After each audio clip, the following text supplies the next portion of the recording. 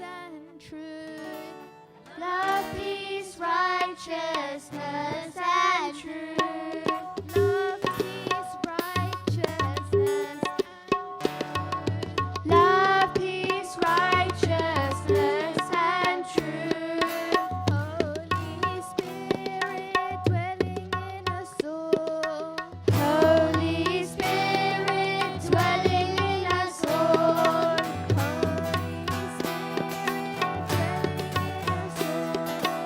Holy Spirit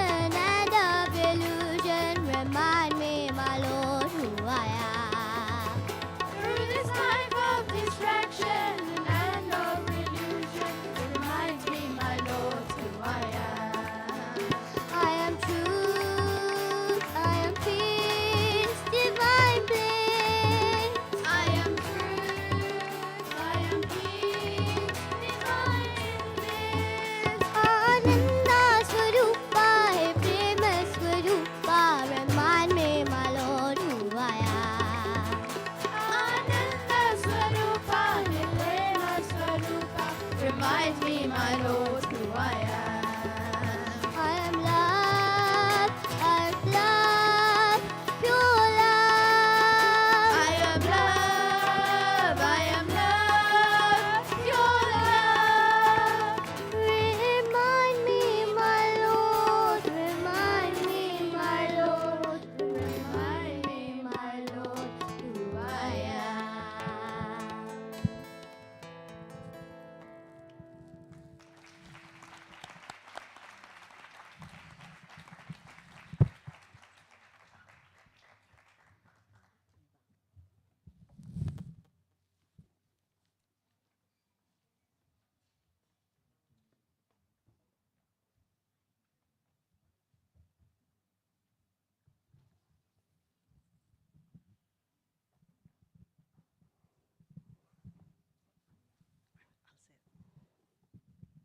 Thank you.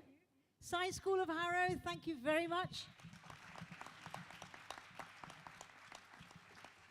We must apologize. We do have some issues with the sound today. We do not have any monitors, so we can't actually hear what we're singing. So apologies, but thank you so much for your kind ears.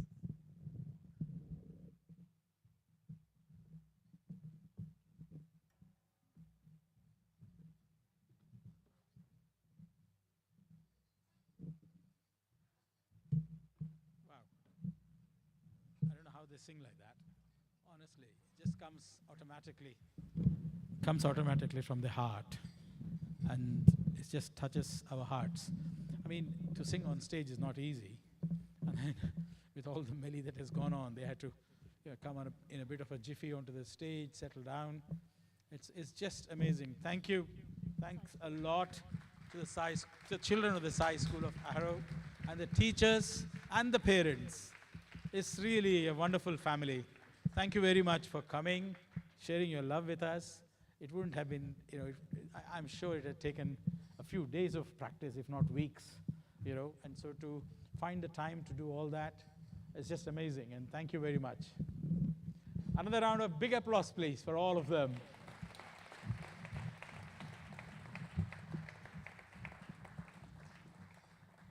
Well, I'm told I'm learning new things every day, so I believe the link is buffering. So when it buffers, then we should be able to get the video for us. I'm going to request Brother Rajiv Kundra. For those of you who knew his dad, he's probably, or heard of him, you would probably call him Kundra Jr.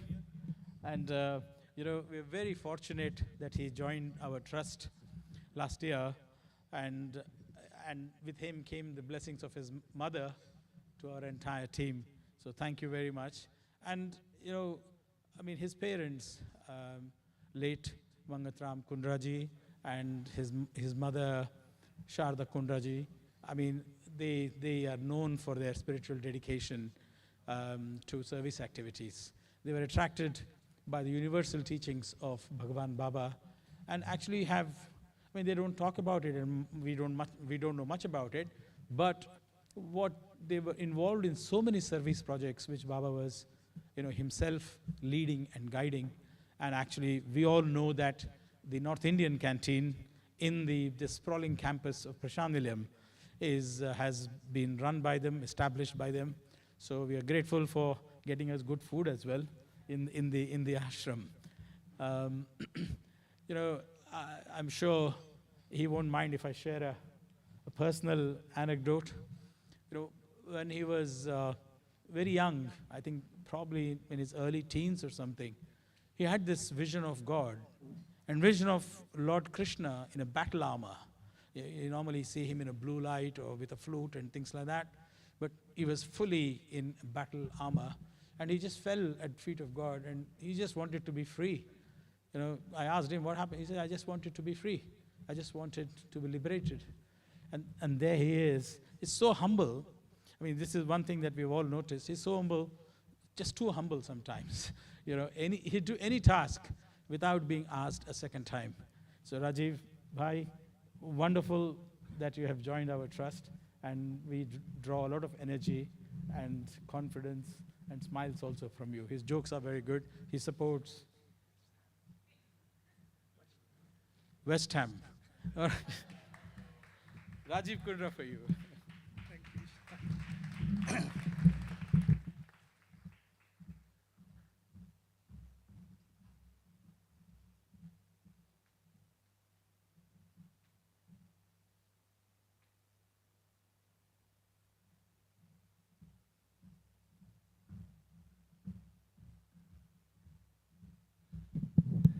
Jai Sai Ram.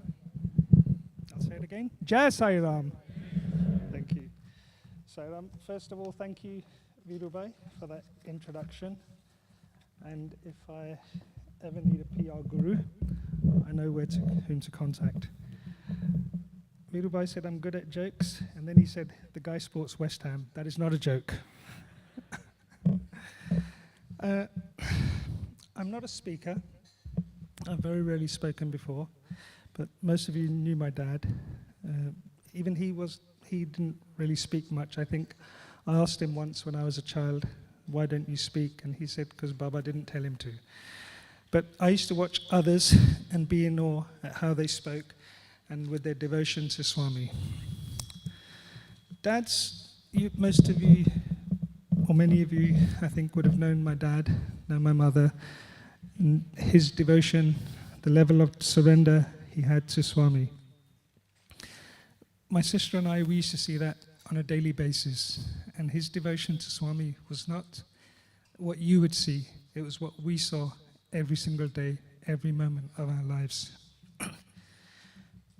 Dad, the first contact, you could say, I had with Swami, or rather coming into the Sai thing, I think I was maybe 6 years old. Dad had come back from India, I think it was around 1972. My cousin had gone to the airport to pick him up, came home, and I remember being at the top of the stairs, heard the door, and I ran downstairs to see Dad, because I hadn't seen him for a week or so. Dad, being a tall man, me try to hug him, would only come to his knees or something. And I said, hello, Dad, like we would normally do. And the first thing Dad said, instead of giving me a hug, was saying, no hello, Jai Sai Ram. And I was a little taken aback, but again I gave my dad a hug. I said, hello, Dad. He said, no, Jai Sai Ram. Because my sister and I would always been taught to say good morning, good evening, good night, hello, goodbye. But now it was just Jai Sai Ram, not Sai Ram, Jai Sai Ram. So I found it a little tough in the beginning to say Jai Sai Ram. And normally I'd mumble Jai Sai Ram or something. My sister was very much into it. But within a few months we got used to it as everything changed for us and everything became focused on Swami. My first visit to Baba was Christmas 79, so December 1979. We arrived in Bangalore, checked into the hotel. Dad had taxis waiting for us. He said we could still make afternoon darshan. So we raced to Vrindavan. Swami, the darshan had already started and Swami had already was out. We ran into the darshan area and the first thing Dad said, I still remember very clearly, is, where all these people come from? And we were right at the back, obviously, come late. And Dad says, look, there's Baba, can you see him? And I was looking, thinking, I can't see him. But my dad asked me, I just said, yeah. But then a moment later, I did see him, because Swami, we were at the back. Swami had almost completed his darshan rounds and was heading back towards his residence. And he turned around and waved like this. We all knew he waved at Dad. And I thought maybe Swami would turn around or Dad would then go to the front, but he didn't. But it was very clear he waved to Swami. Next morning, we went for darshan. In those days, it was first come, first serve. So if you were early and first in the queue, you would be first into the darshan area. So my dad made sure that we were first every single day, morning and afternoon. We would be first in, and every single day Swami would come and give us Padam Namaskar, speak to my dad, speak to some of the others who were in the group. One day, I slept in, woke up late. In those days, if you had a group, a few of you could come and reserve your space, and the people, your group people, come and sit with you afterwards. One day we woke up late and we arrived at Darshan line. We were very disappointed because we were now in the third or fourth row. I think there were 3 rows in front of us. We were in the 4th row. We were very disappointed, very, very disappointed. We thought, today we're not going to have Padam Namaskar of Swami. Very disappointed. Swami comes, does his round, stands in front of us. We're 4 rows behind. And my dad, all of a sudden, he just dives at Swami's feet. It was like an Olympic diver. He just dived at Swami's feet. And we all thought, oh no, Dad's going to get told off, because there was a lot of discipline in those days, and Swami didn't like indiscipline like that. But instead of being told off, Baba patted my dad on the back, very loud. You could hear him pat him on the back, and he was very happy. He said something to my dad, which I don't remember now, maybe very happy or bahut khush hai or something, I don't remember. But everybody in our group, we were so elated that day. We were so elated because we were so dejected before that now Swami gave my dad Padam Namaskar, and we felt that we'd all had his blessings. After that, we went to Puttaparthi. Swami went to Puttaparthi, and we followed, and we had plenty of darshan. And we were very fortunate to have a couple of interviews in Bangalore and in Puttaparthi. Thereafter, I used to visit with Mum and Dad almost every year, every couple of years. Dad, of course, would go several times a year. I recall one time around the mid-80s, we were in an interview. Dad was there. I'm sure Mum and Seema were there as well, my sister. And Swami turns to me and he says, I am your only friend. I'm your friend and your only friend. What he was trying to tell me was, I had plenty of friends whom I was very close to. I thought they were my good friends, but Swami was telling me, no, I am your only friend. So he put out his hand and he said, shake my hand, I'm your friend. So I, of course, shook Swami's hand. My dad was shocked. He said, how can you shake Swami's hand? You have to do Padam Namaskar. I'm saying, Dad, Swami's he didn't put it out like this. He put it out like this. He says, come, shake my hand. So, of course, I shook my hand, and my dad said, Padam Namaskar, Kal. Like Dad was so, this guy, what is he doing? Teenage boy shaking hands. But that's what Swami asked me to do, and I was very, very happy to shake his hands and be Swami's friend.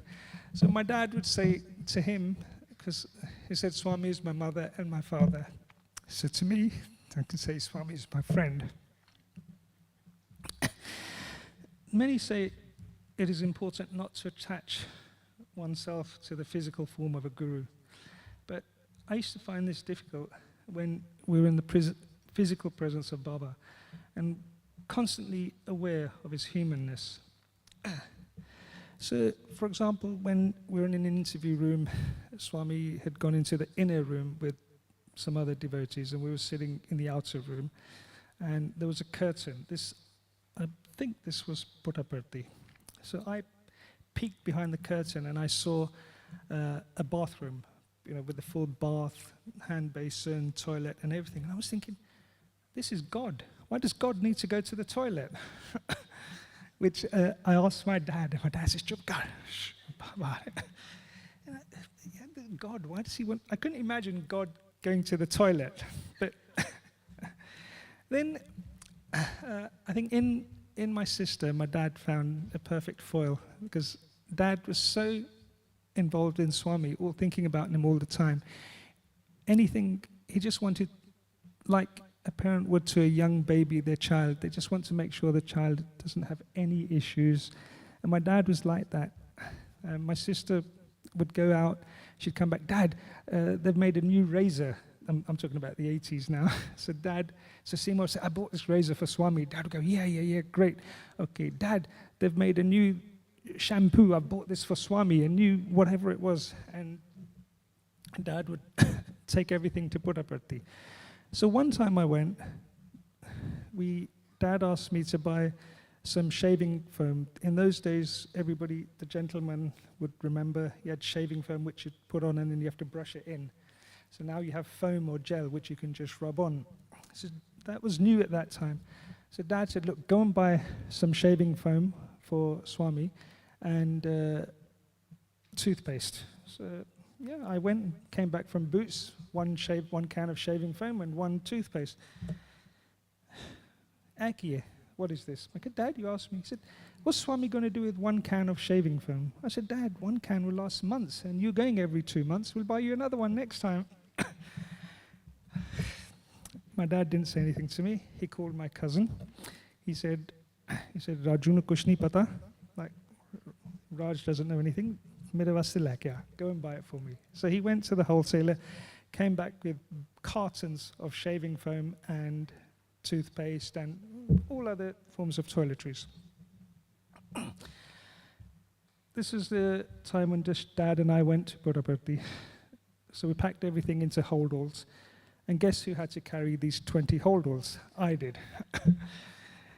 Anyway, got to Buddhaparthi, unloaded all the holdalls, took them upstairs to my flat. Me, nobody else, just me. Dad spoke to somebody, I don't know who now, and he said, yeah, take the things and leave them outside Swami's door, the residence. Not the Yuja Mandir, the old one where we had the interviews. Dad said, Raju, leke ja. I said, Dad, there's 24 bags. And this was summer, boiling hot. And me thinking, okay, I'm going to the mandir, I won't wear my shoes. And I'm walking all the way from our flat to the mandir, barefooted, on boiling hot concrete, almost half cursing my dad all the way. But I was very happy because I managed to get to Swami's door, out his bedroom door, and I put all the bags there. Next day, I think it may have been Guru Purnima. I'm not sure what function it was. Next day was a function, and Swami held darshan at the Purnachandra Hall, a large hall which holds quite a number of people. Swami's giving his speech, and during his speech he said, people come to me and they give me aftershave and shampoo, and Swami doesn't need this. Swami just needs your love. What am I going to do? Why does Swami want aftershave? And I'm sitting there thinking, Dad, see, Dad, Swami's telling you off in front of 30,000 people, see? Plus my feet were still burning from walking on the concrete. So we go back to our room after darshan, and I said to Dad, I didn't raise my voice, by all means, don't think I answered my dad back, never. I said, Dad, Swami just told you off in front of 30,000 people, or however many thousand it was. My dad didn't say anything, and he just kept quiet. And then I felt bad. I thought, oh, my dad brought it with devotion. Perhaps I shouldn't have said anything. Next day, we had an interview in the morning. We sat down, as usual, took Badamaskar, and the very first thing, in all of Dad's interview, Swami would say, Kya samachar hai? So Dad would speak to Swami. Then Swami turned to Dad and said, Ye toothpaste acha nahi hai. Baki sab theek hai. Shaving foam, shampoo, scent, perfume, sab theek hai. And I'm thinking, you just said yesterday, Swami. Then I realized that everybody else is not supposed to bring Swami his toothpaste or perfume or shampoo. My dad is the official supplier to divinity.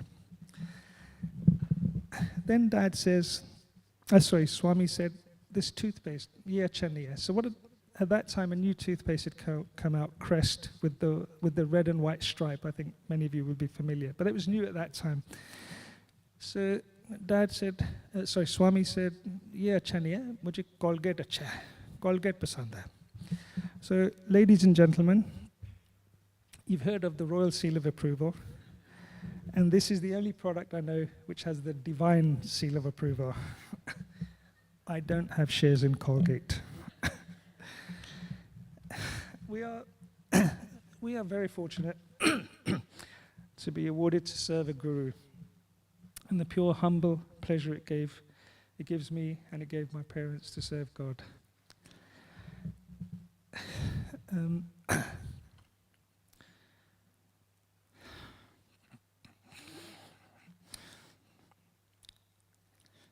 I'll leave the next line. I can't say that. So I'll just end. No, I will say it. Dad passed away November 2008, on the 6th of November. Mum, Seema and I went to put up at after doing the final rites in Hardwar. I went to sit in the veranda where I normally sit, which was a little bit at the back. But all the uncles there, they said, no, you have to come and sit in your dad's place.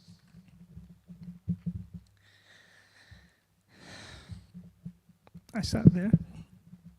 A couple of times I would come and somebody else would be sitting there, and I wouldn't ask them to move. I would let them sit there, and I sat at the back. But ladies and gentlemen, every time I sat where my dad sat, Swami came to me. He gave me Padam Namaskar. He might have spoken to me. But every time I sat in Dad's seat, Swami blessed me. And then one of the uncles, he said to me, when your dad came last, which was about a month ago, before he passed away, Mum and Dad went to put up at they had an interview, and in the interview, as people may know, that at the end of the interview, Swami would give prasad, which was normally vibhuti packets. So Swami gave prasad to whoever else may have been there, but not to my dad. And Dad said, Swami, my prasad. He said, haan, deta hai. He said, Swami, I'm leaving now. My car is waiting. He said, deta. But he didn't give it. He walked out, and Dad and Mum obviously walked out as well. They went to the taxi. Taxi started driving, and my dad says to the driver, stop outside the residence. So the car stopped outside the residence, and Dad walked in. Dad walked in, and he said, Swami, my prasad. Deta, I'm giving you. Swami said, Dad said, no, I'm going now. Yes, I'll give you before you go. Swami, my car is outside. I'm leaving now. I need the prasad now. You said you would give it to me. Dad was speaking in Hindi, Punjabi, English mix. He said, you said you would give it to me. I'm leaving now. Give me my prasad. So Swami gave, reluctantly I would say, but he gave Dad his prasad. I say reluctantly because I think I knew when Dad was telling me a story that the end is near for my dad. But anyways, Dad got his prasad and he left. So this uncle tells me there were a few other people sitting there in the residence, and one of them turns to the other guy and says, who is this man? How can he speak to Swami like this? So Swami heard. He turned around and said, you do not know who this is. This is the King of England.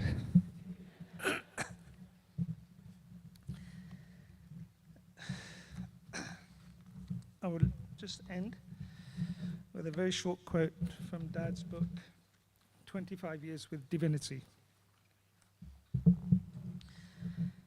If complete faith is placed in the Lord at all times, He will not deny His grace to anyone. He will not desist from helping us. Man does not fully realize and rely unansweringly on the Lord. This is the cause of his own downfall. As a result, he cannot find ever-loving peace. In my parents, I see Baba, because they've given me everything. Jai Sai Ram.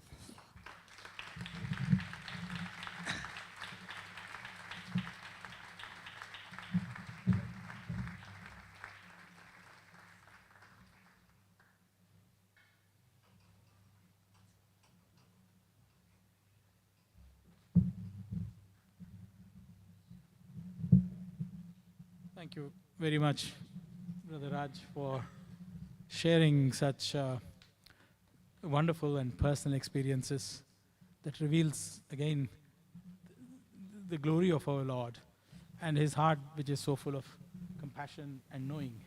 So, I think you have touched many people's hearts when through what you have narrated. So may Swami Baba always be with you.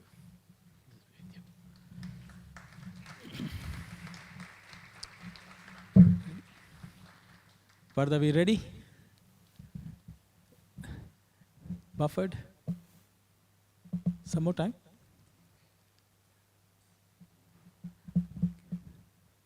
Yeah.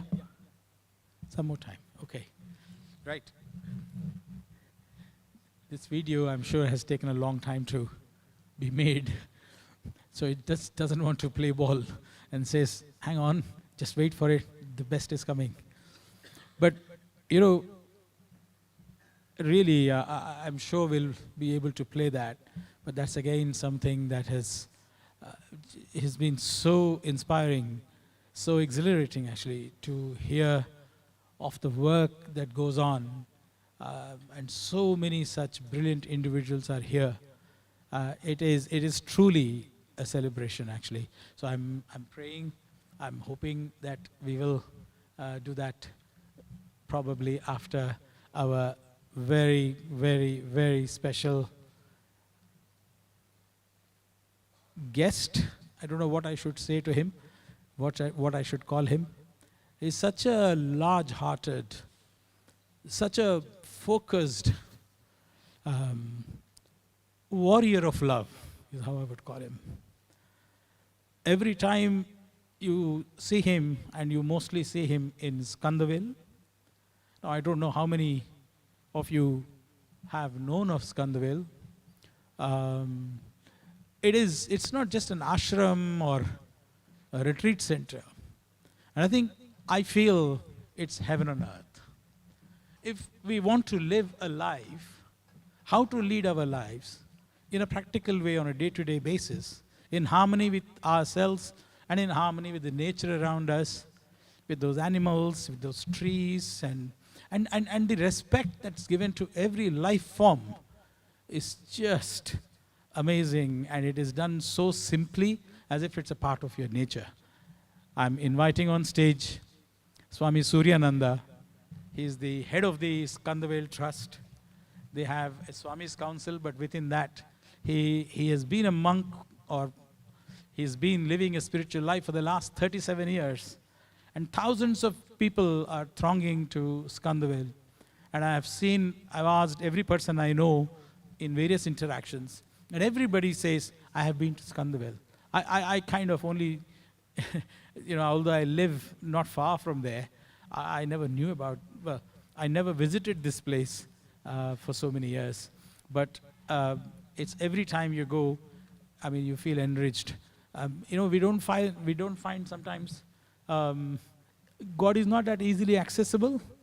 But when you meet people like this and you talk to them, then you feel that, I can connect with God. That's how wonderful a person Swami Suryananda is. I invite him on the stage. And thank you very much for being here. Thank you.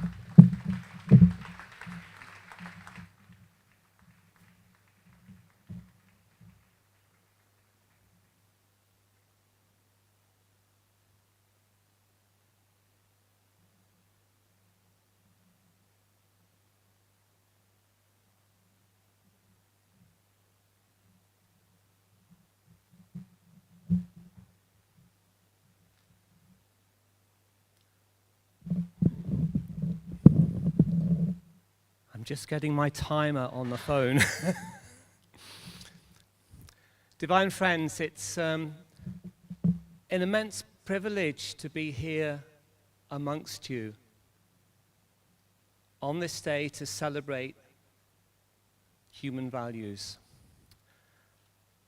I started my spiritual journey as a young man. I was 21 years old, and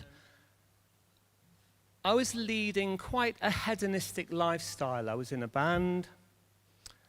I was really enjoying life.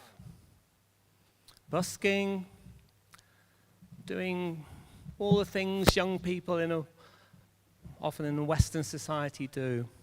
And I was in Carmarthen in South Wales, walked into a cafe,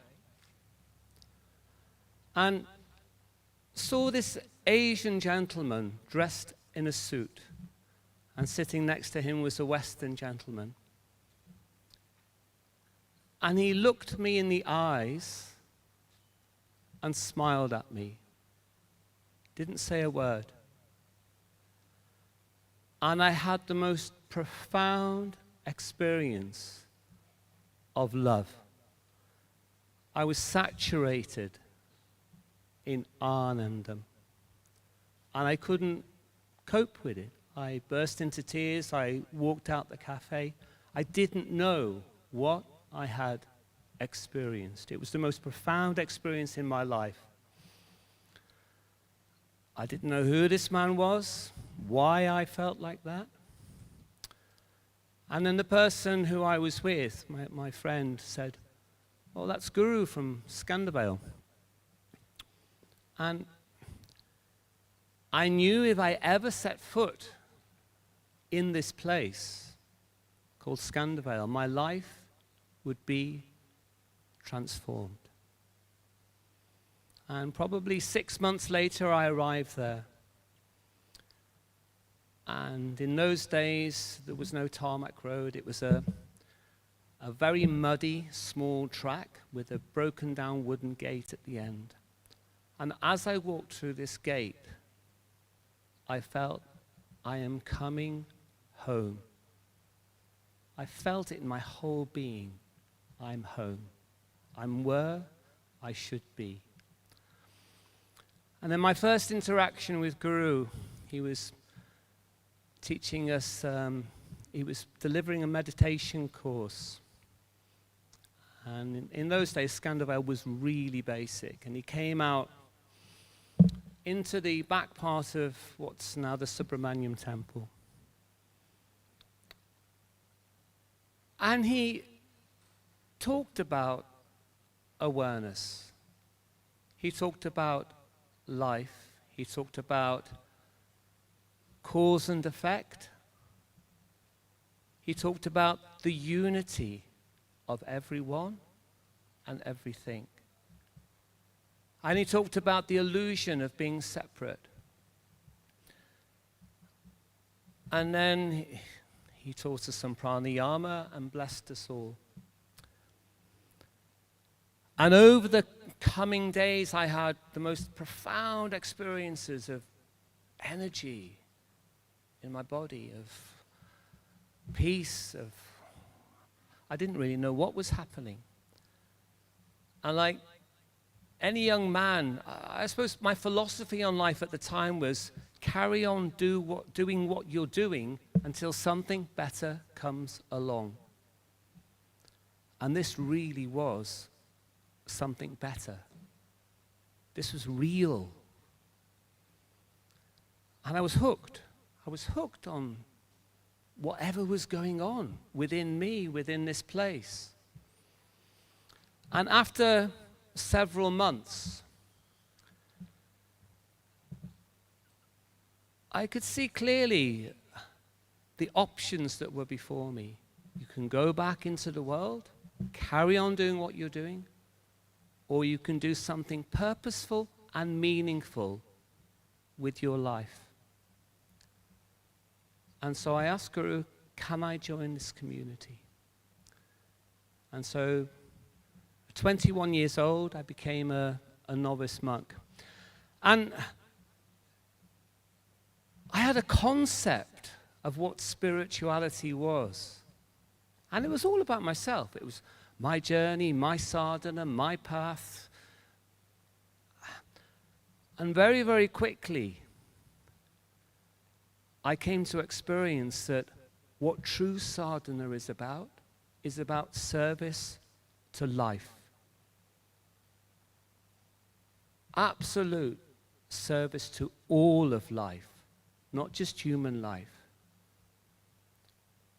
Every plant, every tree, every fish, every bird, every animal. And Guru would go on, and not just talk about, but he would serve life in his every action, in his every interaction. It would be one of selfless service. And it was such a beautiful inspiration. And like many members of the community, we were given animals to care for. And my first animal was a beautiful dog called Lester. And then I got a cow and a bull. And it doesn't just start with a cow and a bull, because a cow and a bull need feeding. They need cleaning. They need mucking out. They need fencing. They need a shelter. They need a whole pile of stuff. And so you begin to feel, what does this life need? What does this life need to be fulfilled, to be happy? An animal doesn't say please. An animal doesn't say thank you. And so through that constant savor in caring for life, you forget yourself in that act of service, in that act of caring. And then Guru gave me the deer to look after. Then not just one bull and one cow, but a whole herd of cows and a whole herd of bulls. And I ended up looking after 17 Jersey bulls. And I don't know if any of you know anything about bulls, but Jersey bulls are quite lively. And there was one very interesting experience that Guru shared with us about when he went to see Baba. And this was in the formation of Skandervale. He had the most amazing love for Baba. And Baba asked him a question. Oh, you're having a goshala, so you have cows and bulls. And Baba said, what do you do with the bulls? Because they're not easy to look after. Most places would sell them, would kill them. And Guru said, we care for them. We care for them because the presence of God is in that life. Baba was very happy. And so, like all life, deer, cows, bulls get old. They get sick. You have to learn how to lift them. You have to learn how to medicate them. You have to learn how to care for them. It's not easy. You have to develop techniques. You have to think outside the box. You have to challenge society's way of looking at life and death. You know, generally when an animal becomes sick, oh, put it out of its misery. Oh, it's suffering. But would we put our mother, our father, out of misery? We would care for them. We would do our utmost to care for life. And so this sanctity of life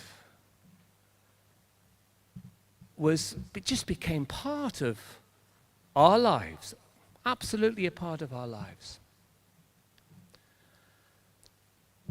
And through the experience of caring for life, you begin to express unconditional love. And you begin to experience that every life has the capacity to express love. And so this is the cornerstone on what Skandervale is built upon. And really, I'd say the greatest gift that Guru ever gave us was the awareness of the presence of God in every living being. The awareness of the sacredness of all living beings. And the awareness of the unity of every living being. Same Atma, different body. Body is impermanent. Body changes. One incarnation to another. Changes through the incarnation. That is not who we are. That is not who an elephant is. That is not who a cow is or who a horse is. They are on a difficult journey of evolution until they realize the unity of everything. And we have an opportunity in our life to assist every life on that path of evolution.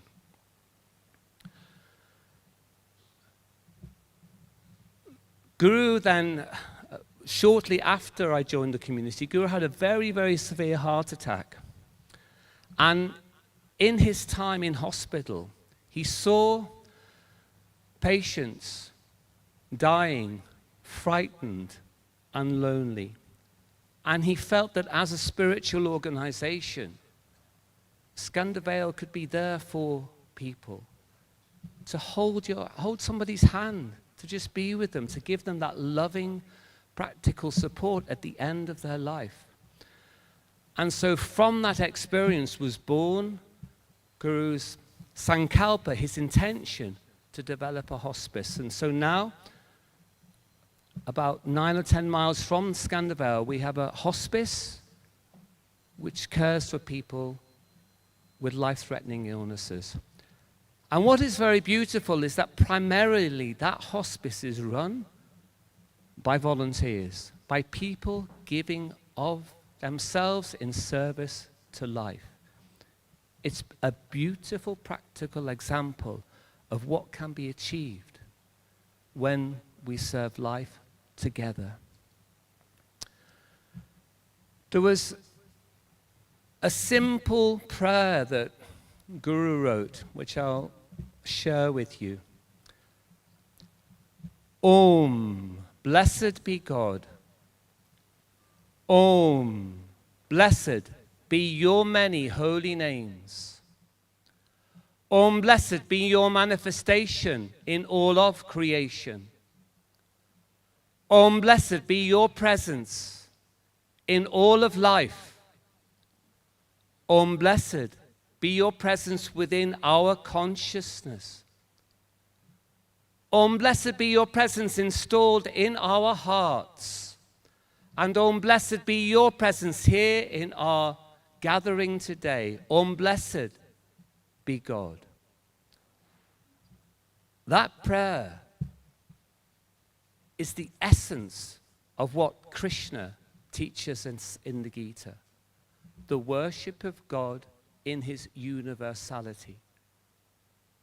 Everything is part of the nature of God. And our journey, our voyage of discovery, is to realize that, to experience that. And it's the birthright of every single human being to experience that. But let's not get tied up with the word God. For every single person can relate to love. Every single person yearns to experience and express love. Love is this cornerstone of spirituality. Where there is God, there is love. Where there is love, there is God.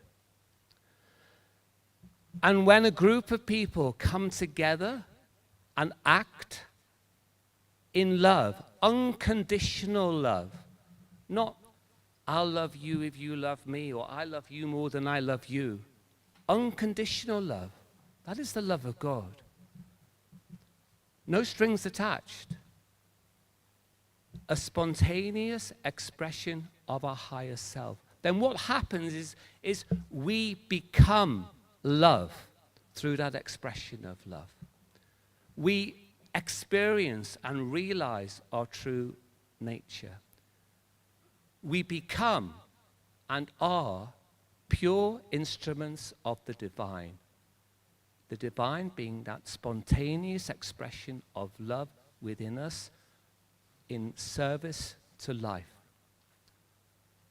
So, thank you once again for the opportunity of being here today. Thank you, trustees, and all of the people who share in our experience of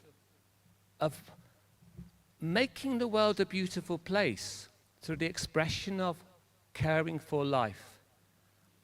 And we look forward to working alongside you. We look forward to welcoming you to Scandabel. And today really has been an inspiration to myself, and I'm sure to all of us, listening to different experiences. It helps us to become richer. It helps us to become open, to realize, yes, there is one God. Many, many, many different names, many different forms, many different expressions. But we are all unified in spirit. And we all have our purpose in life. So let's use that purpose positively and constructively to serve others. Thank you. Bless you all.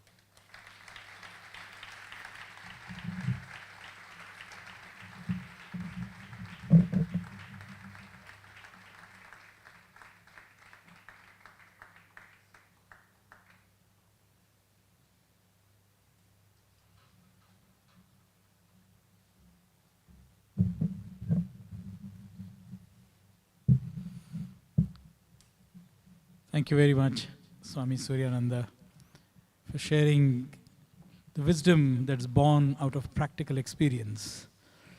Wisdom without experience is not wisdom at all. And many, I think, have seen how yourselves and the community in the community of many names of God live your lives. You manage the fields, you manage the animals, and the next moment you are changed into the worship of God. So you change into a priestly dress or clothing. It's just amazing, you know. So it's an example of a practical way of living. So thank you very much for coming here and sharing your time with us.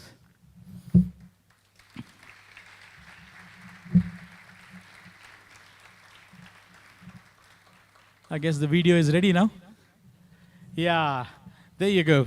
I'm really excited about this because it's just amazing. You know, honestly, if you look at it, my heart just swells up because so many people are doing such wonderful work, and that is such an example to the world. You feel really a spring in my step when I see so many wonderful people who I had not known about before. Some I knew, some not, but to sort of know them, to be aware of the good work that they're doing, to have this, hands joining and connecting hearts. I think that's the beginning, and I'm sure in UK at least we will see more and more of us getting together and sharing our love and sharing our service. So without much further ado, I'll ask you to please.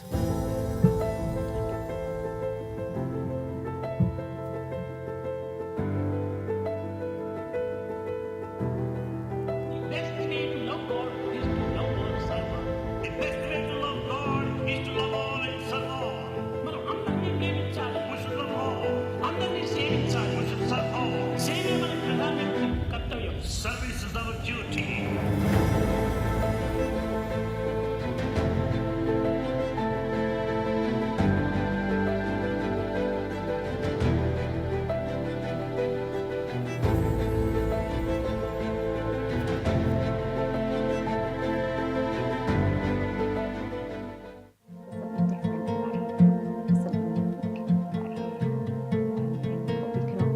Patients all say that to me.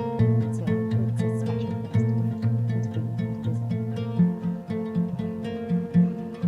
The care is exceptional, and when you stay in, it's better than a 5-star hotel. It is. You wake up when you want to, and somebody's there almost immediately. You can have breakfast in bed, or you can go downstairs for breakfast. If you're going to have a shower, they can either do it by yourself or someone comes to help you. And then you have a lovely lunch, and then there's a lovely evening meal, and have a walk down the gardens, because the work in the garden is exceptional as well. It's very tranquil, and also the balconies on some of the bedrooms.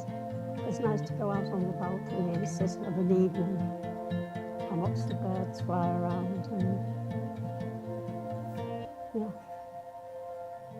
So we've got tracking hoists in all 6 of the bedrooms and in the downstairs bathroom, and that means that it's fitted in the ceiling and can move almost the full range of the room, which means you haven't then got to have a physical hoist that you're pushing over the floor. It's safer for patients. We can support them better because it's up above and not coming in from underneath. So that adds greater flexibility for the patients and means that it can be out the way when it's not needed. We have got a bath and a bath chair that both of them go up and down, so you can adjust that as needed. So it's looking after the team. We're not bending over, having to reach down into a bath. We lift it up to a level that's safe for us, but it's also easy for the patients. With the beds, they are hybrid profiling beds, so you can have it just as a soft, basic pressure relieving mattress, or you can turn it on and have the airflow coming through, so that alternates the pressure.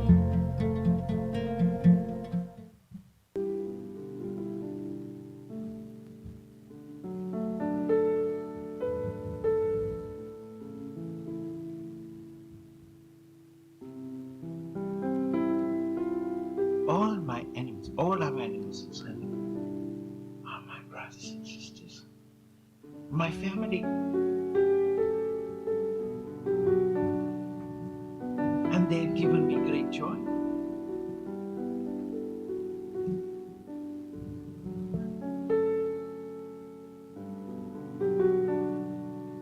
Death, darkness, happiness that we grow up with.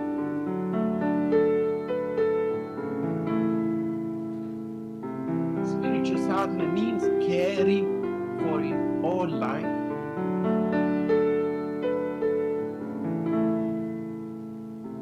This is the way we pay our karmic debts.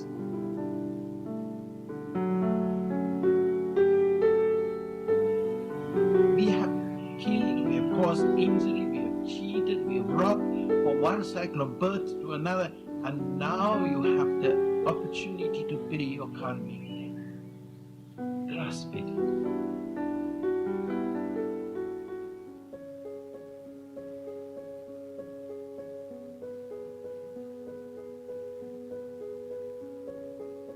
My name is Shafqat Ali, and I've been homeless for 12 years.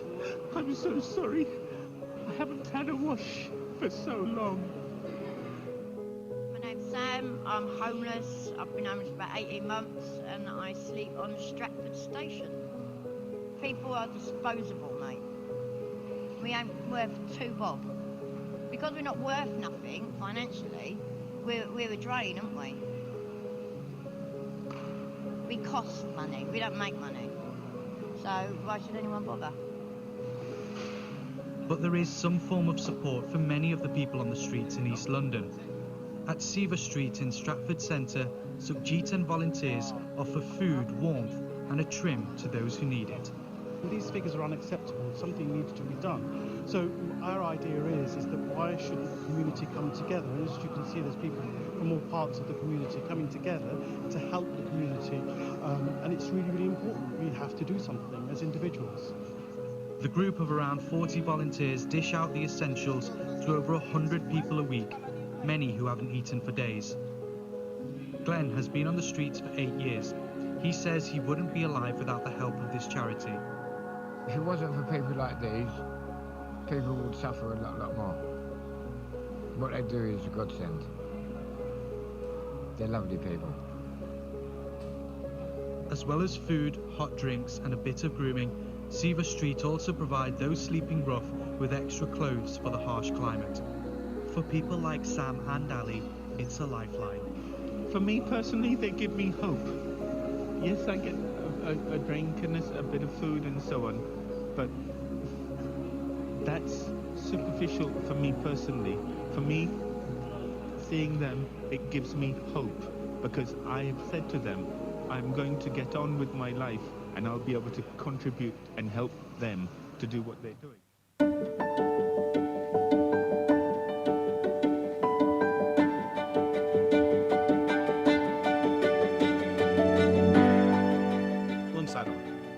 DSI is a local charity formed in Milton Keynes based on the teachings of 19th century Indian saint Sathya Sai Baba. Our dream is to practice Sai teachings, hence the name Dream Science. One of our key objectives is Samadharare, one of the Baba's key doctrine. Based on that, we have a place of worship where people of every faith are welcome. The second is a charitable activity. This temple serves the prasad to all the devotees coming here every day of the year, twice a day. Our Food for Sign project does cooked meals, which is given to the homeless community or those extremely vulnerable. We also deliver the food parcels to the families in need, and we also do the breakfast packs with milk and cereal to the local schools. From Baba's place, we've received the Queen's Award for Volunteer Service from our Majesty, the Queen, for the charitable work that Dream Sign us.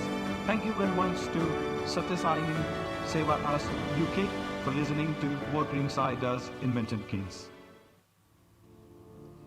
Sairam everyone. Medical and Optical Aid is a voluntary organization consisting of medical professionals and general volunteers.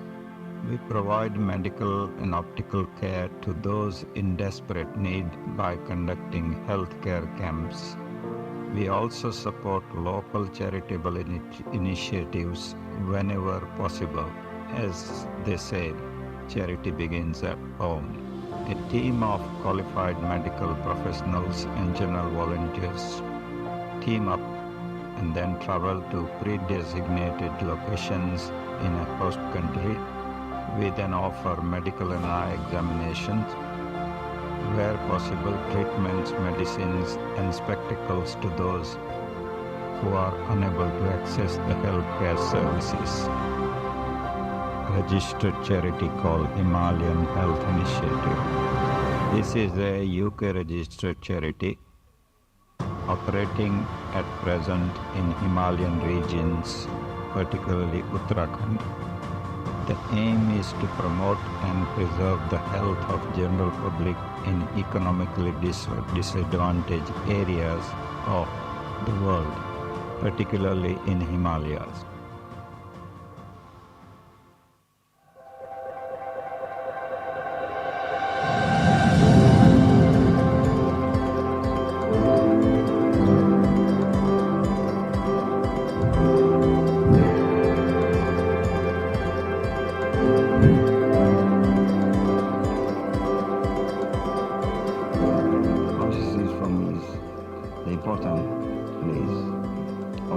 The people, they help me before I get refugees here. Yeah. We are like family now here, so it's good.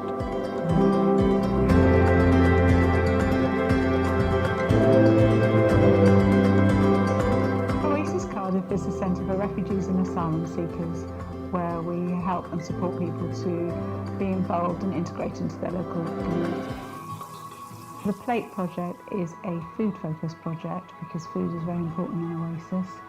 The idea is to train and develop client skills when they're still asylum seekers to when they're refugees so that they can work in a commercial kitchen. The Plate project for us is a way of being able to communicate with our clients about what their food heritage is and consequently what their cultural heritage is, and that plate of food is really a basis for conversation of who they are and what their life has been leading up to them being here in the centre now. The skills that we are developing in our clients are transferable. That's key for us, that it's not just about the catering and hospitality sides, but we are developing skills and confidence and providing opportunities to communicate with people in the outside world so that when they do have that opportunity to start their life and they're given their settled status and they can work, that they've got a wealth of experiences that can really push them up on that employment ladder and help them integrate into society in a much smoother way than they may have been able to do if they hadn't engaged with volunteering here at Oasis.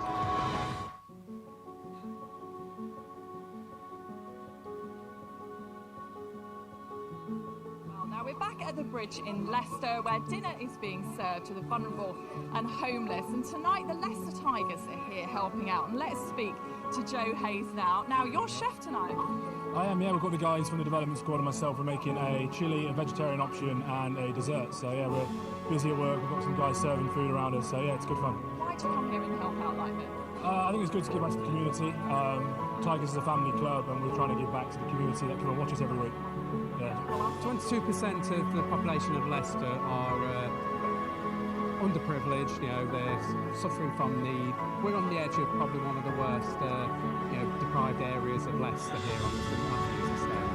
You see an awful lot of people in here tonight, but it's not just a meal you offer, is it? It's much more than that. No, the meal is all about bringing people in so that we can talk to them, get the chance to get them back into mainstream society, whether that's help for homes, finding homes, or help with mental health support. We have a good recreational arts package that goes during the week here.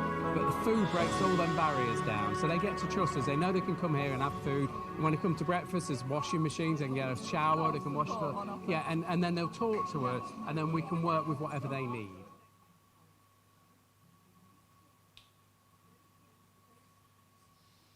We are often unaware that the fruits we eat today were planted by someone in the past. It is because of their action that we enjoy the fruits of their labour. That is why we are planting fruit-bearing trees, so that all beings, humans, animals, insects, have food in the future for generations to come. Simply put, we believe it's our responsibility to act.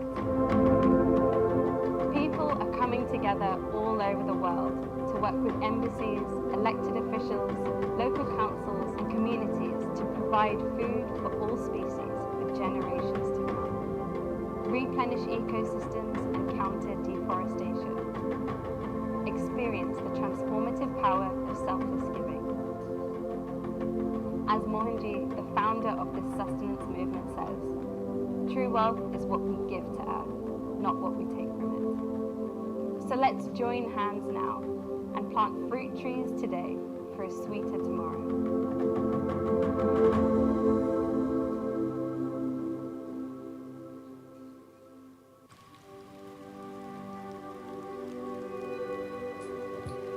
Sai School of Harrow was founded by 5 women in April 1995. And when we first started, we had the what is called the Balmika syllabus, which was sent from Prashantaniliyam, where Sai Baba resides.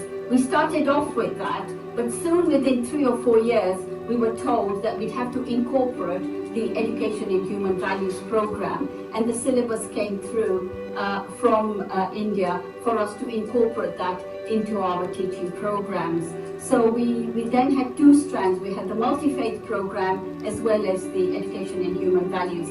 In 2002, we realized that we needed our children to work hands-on with some of the disadvantaged communities, and it was then in 2004 that we launched the Science Citizens program.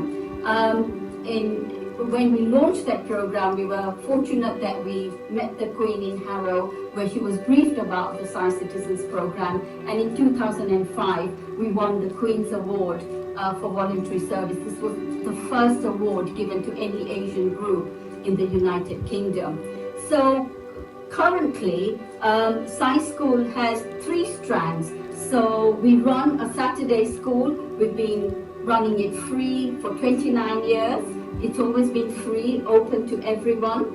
And it's only a Saturday school, but on that Saturday, we incorporate the multi-faith teachings, we incorporate the education in human values, and we also incorporate our children contributing to the community through the Science Citizens program. And Science School has won many awards over the 30 years, national, international awards, because we have engaged all our children and young people into becoming the global citizens. Thank you for listening.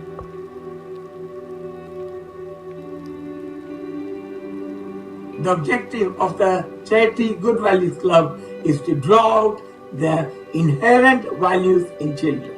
We use this by using the Sathya Sai Education in Human Values program. What are the impacts on the children? Well, a good value seed, well planted in their minds when they are young, sprouts later on in life when they are teenagers or even adults, so that they become better citizens. How do we do this? We do this by running good values clubs. We do this by online lessons, by doing assemblies in schools. We're running summer camps, and we also engage with the community so that we can give out activity books and other things. Our games are very special because it's the games that gives an opportunity for the teachers and the parents to talk about the values. Among our several games, we have a values in football game, where the children play this game and draw out the cards, and they have talk about the values in the game of football and in their lives. And also we have other games which we created, for example, for the Queen's Silver Jubilee, for the King's coronation. And at the moment we are creating some values cards for Dementia Society, so that the people who have dementia can talk about their lives. We also have a project with the World Values Day. Values bring us together, where we have the activity booklet. The children do activities, collect cards, and achieve certificates. And thank you very much.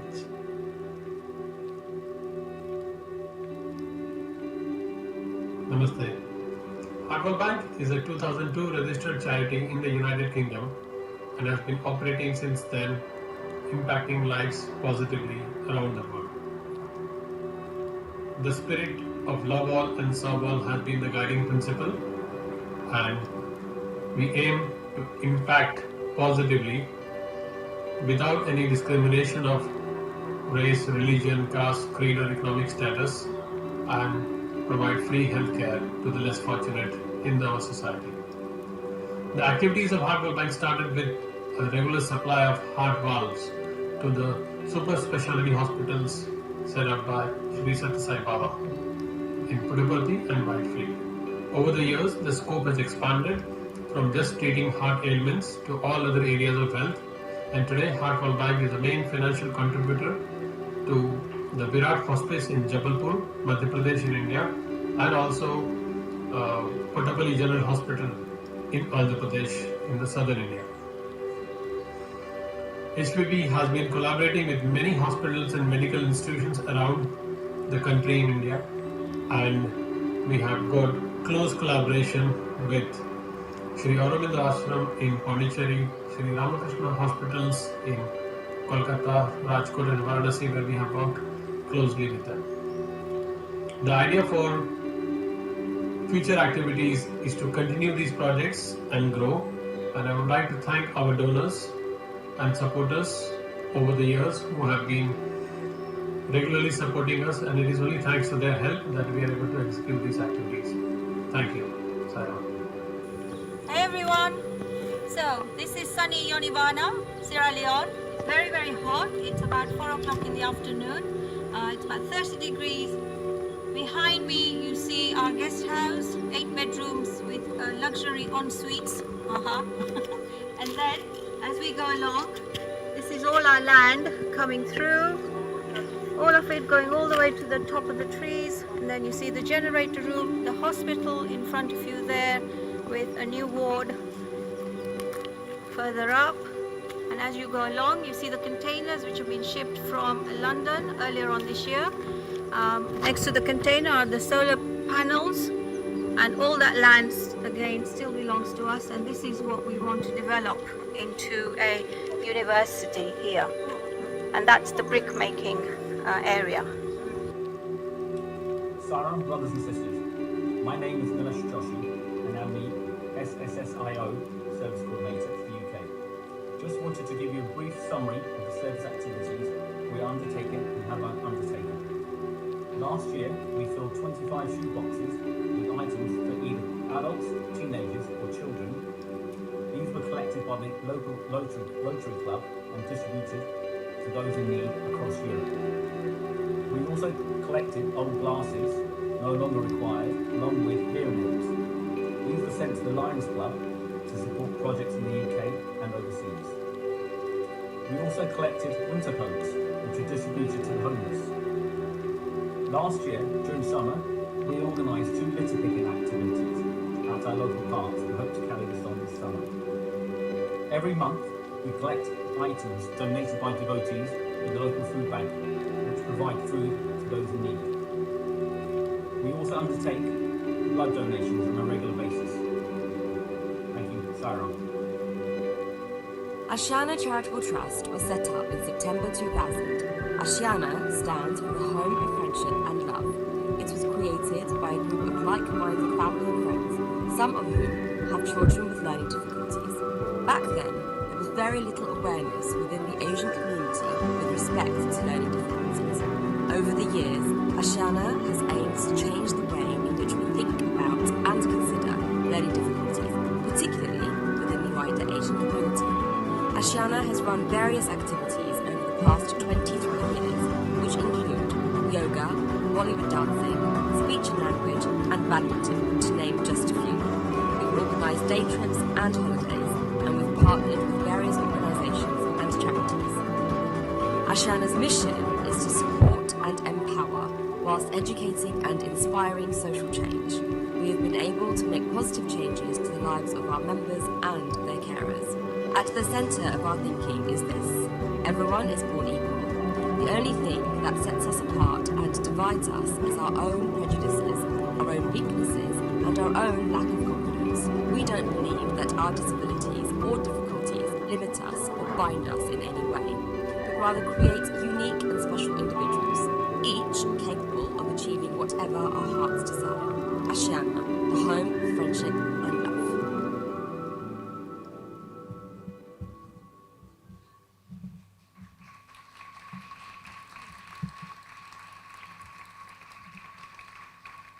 May I ask Mr. Manivannan, from the trustee from Skandavale, to please stand up. There he is, and thank you for all the work that you are. And then from Seva Street, Sukhjit Ahluwalia, probably not there. That's the gentleman you saw in the video clip. And then from Dream Sai, we have got Lakshman Kastala.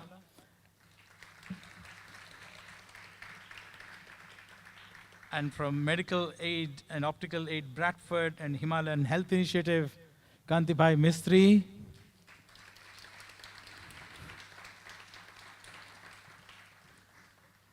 And we have, from Oasis, we have got the whole team here, the Chief Executive, Susie Ventris-Field, and her assistant, Thomas, the whole group, actually, from Oasis. Please stand up.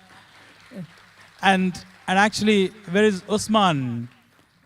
So there he is. So he was the one who we saw on the video. He came here as a refugee, and he has been, with the support of Oasis, he has completely changed, transformed his life. He now works and actually helps and goes back and helps in the Oasis team. It's such a wonderful story for us all to sort of take home.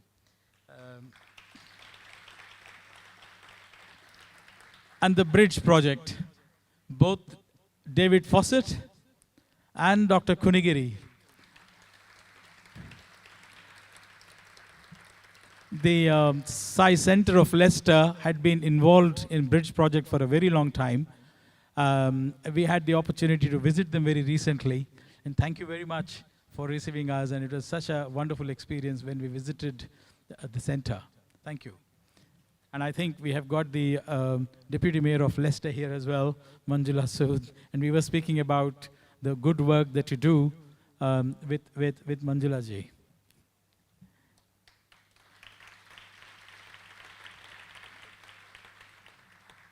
And Chris and team from the ACT Foundation with the fruit tree plantations. You know,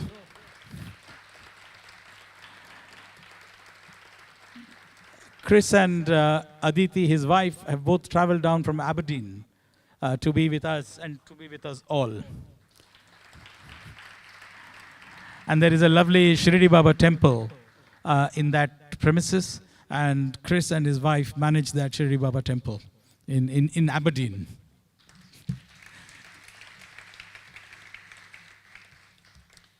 And then the Sai School of Harrow, what can I say about them? I mean, those little kids are just fantastic, honestly.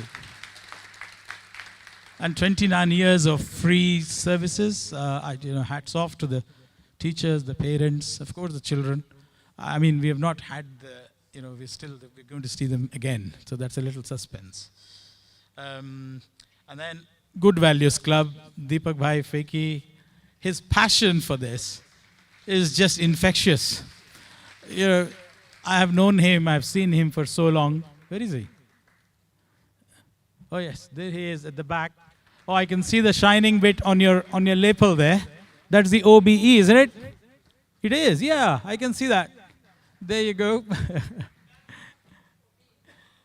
Good values, yeah, absolutely. Thank you.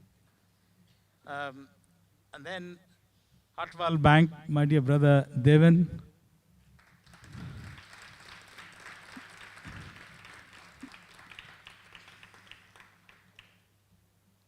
And Better Lives Foundation. I don't know where Devi Ben is. Oh, you're far at the back. We can hardly see you. The name Sierra Leone, I don't know how many, probably many of you know, brings straight to mind the roaring Victor Kanu. I mean, Victor Kanu was such a powerful, inspiring personality. And I had the opportunity of visiting Sierra Leone along with Davy Ben. And this was, I think, many years ago, 2006, 2007, something like that. And what they showed there, the guest houses and all that, were in their rudimentary stages. And to see that so beautifully developed, wonderful work. Sierra Leone is a far off and not an easy place to go. But yeah, wonderful work, Davy Ben.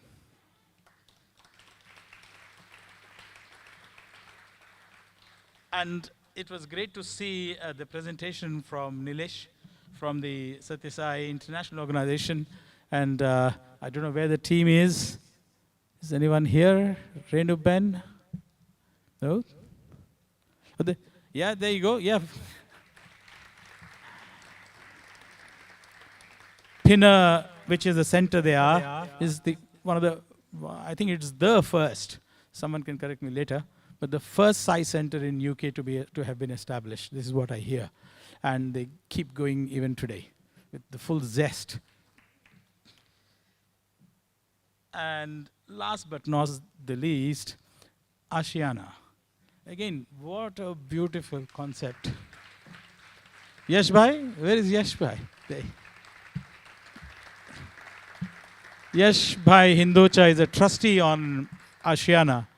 And what a group of our fellow beings, our fellow friends who have, to even think of it and then do it, I think it just warms your heart. And thank you very much for bringing that little clip so we could all see, and hopefully we'll know more about it. So, it's really wonderful, as I say, and I think there is also a few others here where we haven't had a chance to show the clip. We've got Sri Anil Daswani ji and his good wife from Sadhu Vaswani Center. Such a beautiful center in London. I don't know if you have been there. Again, I had been.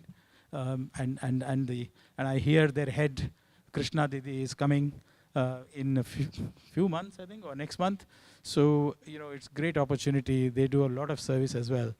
So for us to go ahead and join hands and meet for all of us. And if I'm missing anyone, then my sincere apology. You can shout out if I've missed anyone representing any organization, any charity. Oh, wow. Thank you very much. Thank you. Is that Sailesh Vyas? Yes, Sailesh Vyas. Okay. Thank you. Who doesn't know about Brahma Kumaris, right? So again, such an inspiring, even just the sight of it is quite inspiring, because they're all so well kind of presented, the discipline that is there. I myself have not had the opportunity to go there, but hopefully very soon we'll get the opportunity. Thank you very much. Thanks a lot for coming. Thanks a lot for coming, everyone. And now, I really don't need to give the next person much introduction. And I'm just looking at her at the moment. That's it. But you might have guessed, all of you. She is a wonderful, wonderful friend of humanity. And she sings her heart out. And even the title that she has got there, serve through music. Sing through your heart, serve through music. What a lovely concept. And I think through such wonderful, beautiful, heartfelt, Dear Soul was her album, it was called. And to hear her, to have her with us here is my dear sister, Renu Gidumal, for all of you. She is, I mean, as I say, many people know her. The name, the moment it's mentioned, a big smile comes on our faces. Because she can sing in multiple languages. She can sing different genres, spiritual, soul music, may I say, even the popular numbers. I mean, English, Hindi, I've heard Sindhi, and I think there are so many more languages that she sings. And just with one guitar and her voice, she can bring the roof down. So before we go and feed our stomachs, the soul also needs a lot of lovely energy. And whenever you're ready, Renu, I will keep quiet. And we can hear your lovely voice. Jai Sai Ram. Wonderful to see you all. I think the first thing you all need to do is stretch. Do you not? Have a lovely stretch. This is what I tell the children when I teach at science school. I said, imagine, I say, who is the tallest tree in the forest? Immediately everybody sits up straight. Come on, sit up straight. Who is the tallest tree in the forest? And imagine that it's a beautiful day like it is outside. Stretch up, please. Stretch up to the sky. Come on, you need to get the blood pumping. Wonderful. And it's a breezy day. Your fingers are the leaves. Your arms are the branches. Come on, you're going to dance in the breeze. And a smile on your face. Make sure you don't hit anybody, please. And then another nice stretch up to the sunlight. Oh, wonderful. Stretch out. And if you feel like it, give yourselves a hug. Because you all deserve a hug. Well done. Give yourselves a clap. Ladies and gentlemen, esteemed guests, it's such an honor and a privilege to be here in your presence today and in the divine omnipresence of my beloved Lord Bhagwan, Shri Sathya Sai Baba. Thank you, Dr. Nair, Dr. Iyer, for your wonderful, inspiring, exhilarating talk, sharing your experiences. Thank you so much. Swami, I love his name, Surya Nanda. Thank you so much. Thank you also, where is he gone now? Where's your beta? Rajiv spoke, I think, earlier. It's booming a little bit. That's him. All right, okay. So I decided that I'm going to sing one song down here. I know I'm very short, so you won't see me, but you can hear me. That should be enough. After that, I'm going to go back up on stage. I'm going to sing a song to a track. Just 1 second. And this song was written, actually, it was written in London, and then it was completed in Zambia. At the school, at the Miracle School in Zambia, when I was there at a medical camp with Uncle Victor and Auntie Genevieve Kanu.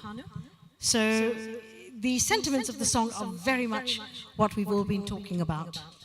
And please do join me. It'll keep you awake if you're clapping as well.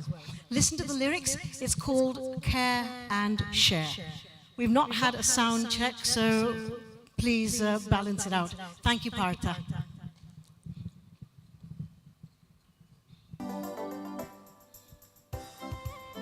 bit more volume, please.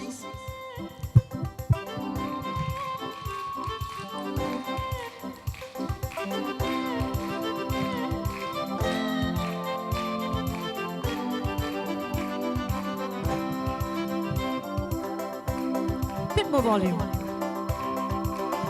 Have a heart to care and a smile to share.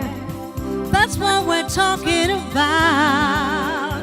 Give a helping hand to you in any land. That's what we're talking about. Care and share around the world. Care and share, let's fill the world. Care and share around the world. Care and share, let's fill the world with the biggest heart, the widest smile, and the hope to all mankind to care and share. Let's care and share. See the dying man hold his dying hand. Give your love to him. Let your heart pour out kind and loving care. Share your smile with him. Care and share around the world. Care and share, let's fill the world. Care and share around the world. Care and share, let's fill the world with the biggest heart, the widest smile, and the hope for all mankind to care and share. Let's care and share.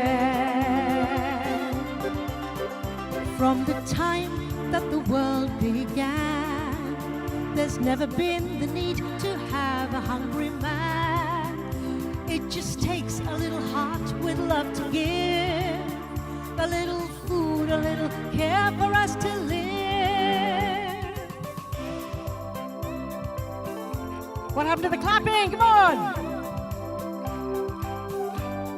And do sing along with the care and share parts.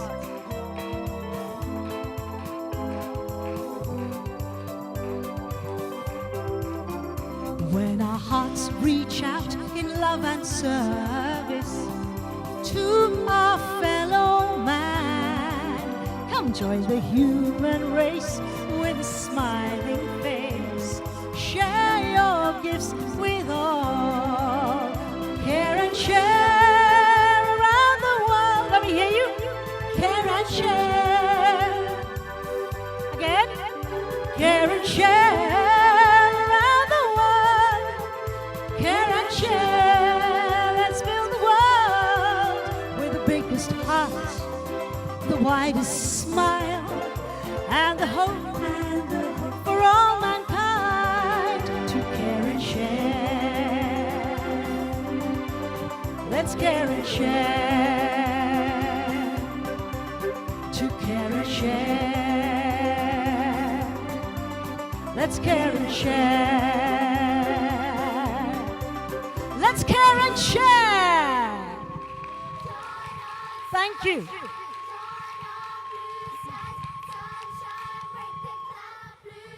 Have some whistling. Happening. Excuse me. Excuse me. Excuse me. Can I give this back to you? I'm going to take the microphone.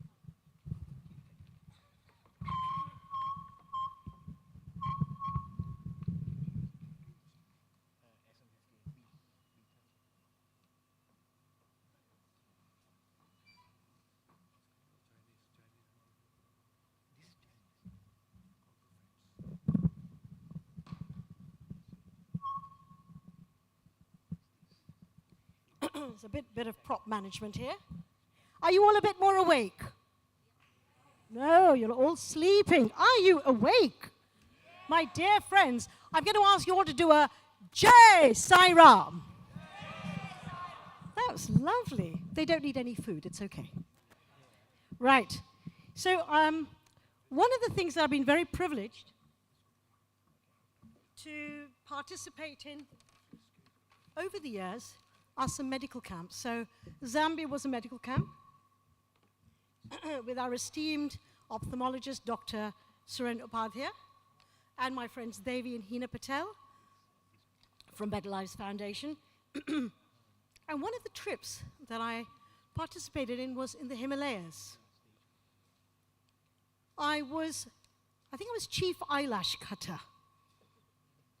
So prepping for cataract surgeries, the prep was to cut their eyelashes so that minimize the,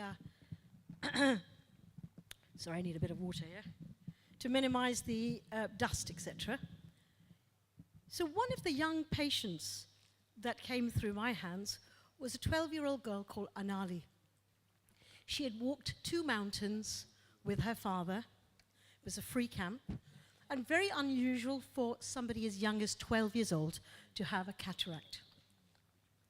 She was under surgery in this little room where there were 2 operations taking place simultaneously. I was in another room giving a sort of shoulder massage to Dr. Upadhyay, where we were refracting glasses, spectacles. And one of the young devotees, volunteers, came in, all in his scrubs, and he came round the corner into the room, and he pointed.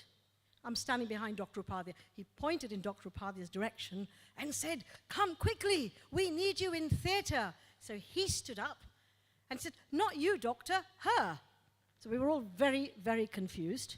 I'm a holistic practitioner, I do healing as well as singing, but ophthalmologist I am not. I have got 3 eyes, of course, my 3rd eye as well, but that's as far as the ophthalmology goes. Poor Anali was terrified. The girl was lying on the bed. Her whole body was covered up. Her face was covered except for one big gash where there was a clamp and her eye was wide open. It was very, very scary. And she was shivering. She was trembling in fear. New experience for her. Thank you. Thank you very much. Thank you. There was another girl helping and holding her other hand. And the surgeon was also trembling because he was trying to go slower, slower, and it was slowing down the other operation as well. So I was told, go and sing to her, just go and reassure her. So in my very broken Hindi at that stage, I'd found out that she was a devotee of Lord Krishna. So I calmed her down with her breathing and then started to sing, Murali Krishna, Mukunda Krishna, Mohan Krishna, Krishna Krishna. I was all right. It was like, okay, she calmed down. Everybody was calming down a little bit. And then Dr. Upadhyay stuck his head round the door and said, "Do Donald Duck." I said, "Okay. Hey, Anali, don't worry. Everything's gonna be fine." And like that, it was almost like getting a microwave in the room, and the entire coldness of that room just defrosted. The fear literally melted instantly. And within 20 minutes, both operations were done. So that, who would have thought?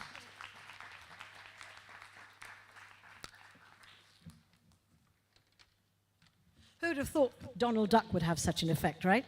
So when I was in Prashanthi Nilayam one of the years, I would be always helping with my little guitar, helping the different groups that were there from Mexico, Germany, etc., with the guitar, and helping them when they were going to be doing presentations of bhajans. And one of the residents, long-time residents, an American lady, Susan Caffrey, who's now in heaven, I'm sure, she had written a number of songs, and she'd been asked by Swami, by the Uti school in those days, to have some English songs. So she said, "Renu, can you come along with your guitar and come and help us and sing your songs as well?" And one of the songs that she had was very, very nice, but then for some odd reason, because I am rather zany, I started putting a funny voice to it. And honestly, when I die, my gravestone will not read, my tombstone definitely will not read, here lies a wonderful, amazing soul, and all. It'll be, here lies Auntie Ant, here lies the ant, because this is the ant song. Who knows the ant song? Oh yes, a few. Could I have a little bit of sound on my guitar, please? Thank you. Thank you. Can you all hear me? Perfect, that's great, lovely. So I'd like you to help me. Would you help me? Oh, just the first row. Would you all help me, please? Right, so if an ant was going to sing to you, would it have a voice like this? More like a hippo, right? Would it have a voice like this? Maybe it has a voice like this. More likely, right? So the ant is going to sing to you, and at one point, the ant is going to say the word sneeze. So when you hear this word sneeze, I would really love it if you all went, achoo! So we're going to do a quick rehearsal. I'm going to say 1, 2, 3, sneeze, and as loudly, as energetically as you can, please sneeze. Are you ready? Are you ready? 1, 2, 3, sneeze. Oh, wow, that was very good. Thank you. My gosh. I still can't hear the guitar, but as long as you all can hear it, yes? Are you ready? Okay, here goes.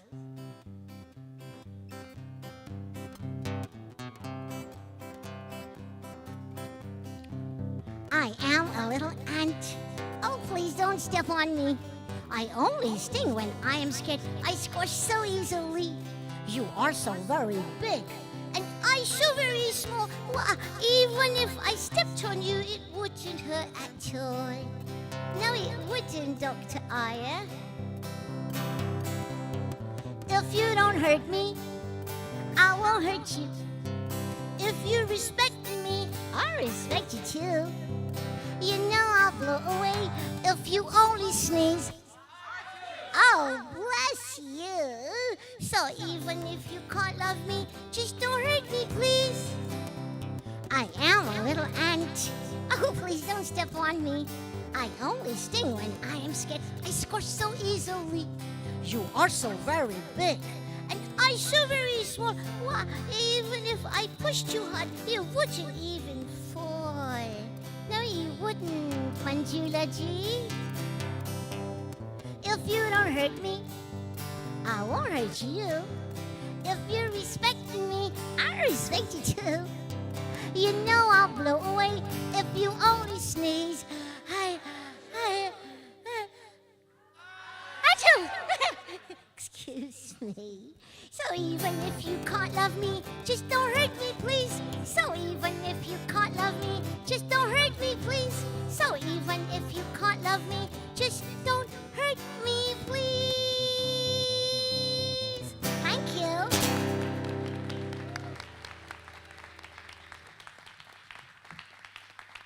And I even had the greatest of greatest honors to record this in Swami's studio in Prashanthi Nilayam a few years ago. Right, so earlier we had these gorgeous children from the Sai School of Harrow. You saw the wonderful work that the Sai School of Harrow have been doing for the last 3 decades. And we've got a values rap. Now, this values rap I wrote, really it was for, where's my beautiful Deepak Bhai Fakey? Deepak Fakey Kumar of the Good Values Club. So you all know him, yes, with the OBE. So Deepak and I, we used to spend a lot of time together with his Good Values Club, and we put an album together of good value songs, and this is one of the songs we did with the kids. We've taught it very quickly to the Sai School children, and they're going to do their very best. Give them a round of applause to sing it.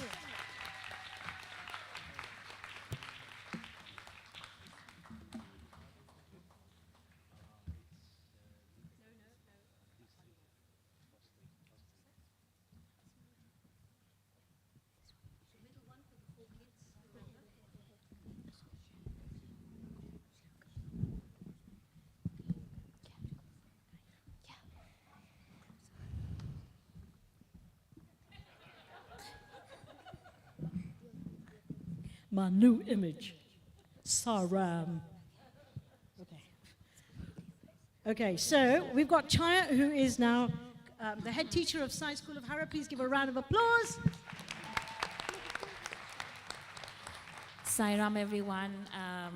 This has been a beautiful event so far, has it not?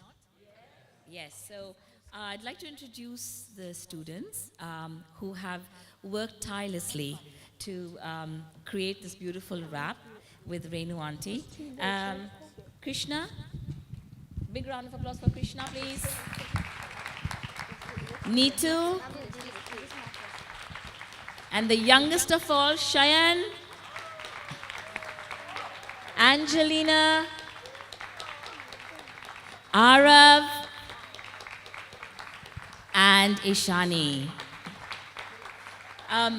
The children of science school, they actually practice a lot of bhajans.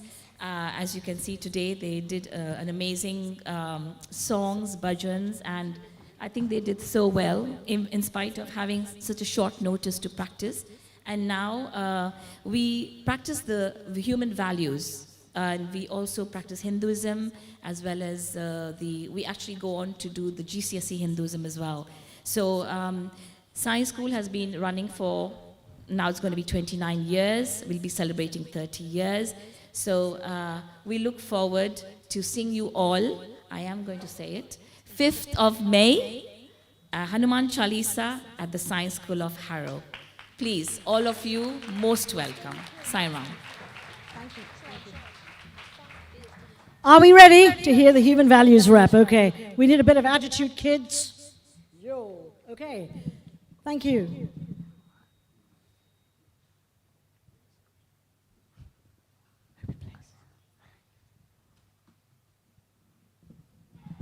There is a MP3. There's an MP3 being played. Partha, is it going? So once we get the volume, we might need to start it again. I'll go back, yes.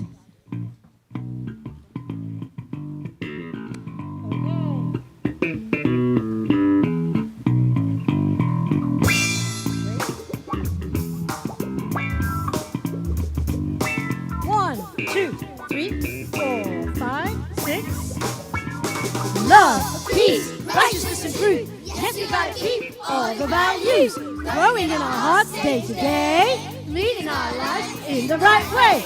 Love, peace, righteousness, and truth. Yes, we gotta keep all the values growing in our hearts day to day, leading our lives in the right way. 1, 2, 3, 4, 5, 6, 7, 8.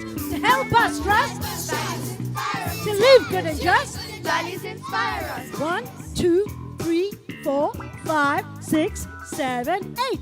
Goodness in our hearts, each and every day, helping each other. Goodness in our hearts, peace in our minds. Positive thoughts, it makes us shine. Say what? It makes us shine. Say what? It makes us shine.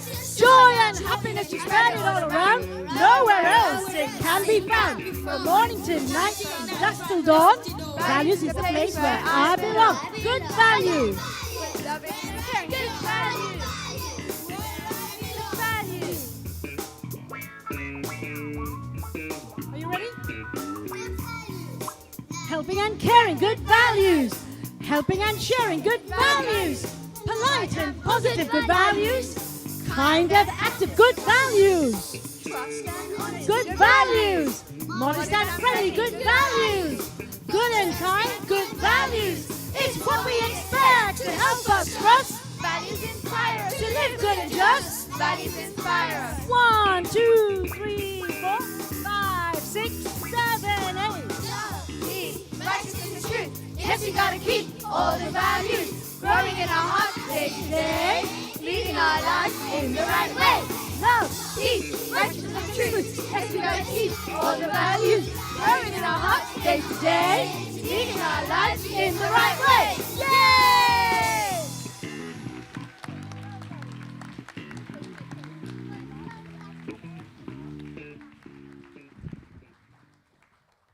Goodbye, everyone. Sai Ram.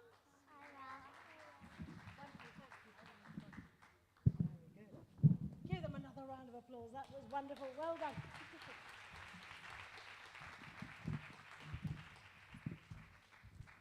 So this is you. No, leave mine there. Yeah, take this one. You can switch these channels up.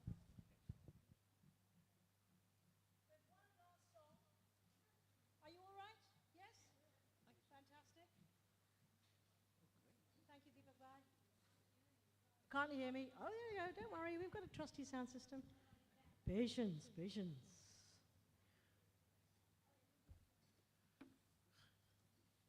Oh, I think I can take this off now, can't I? It's messed up my hairstyle, I can tell you that.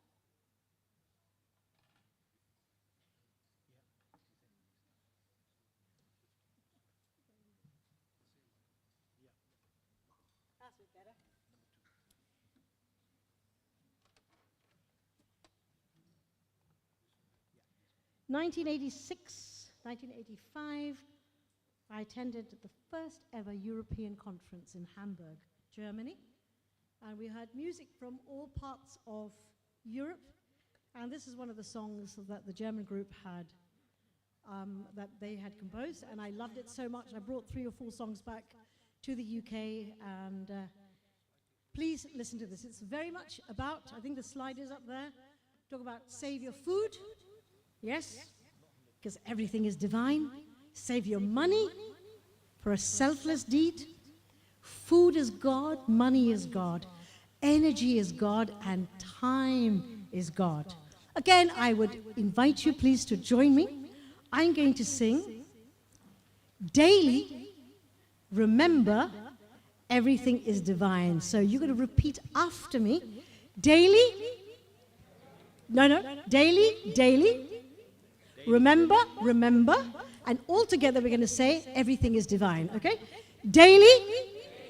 Listen, I'm only one person. You're 200 here. Daily. Remember. Together. Everything is divine. The boys are so good. They're so wonderful. The men are awake. You know why? Because they are closest to the food. They know. They're just working themselves up. So can we just try it one more time? Daily. Remember. Everything is divine. Amazing. Okay. Have you got a bit of guitar? Thank you.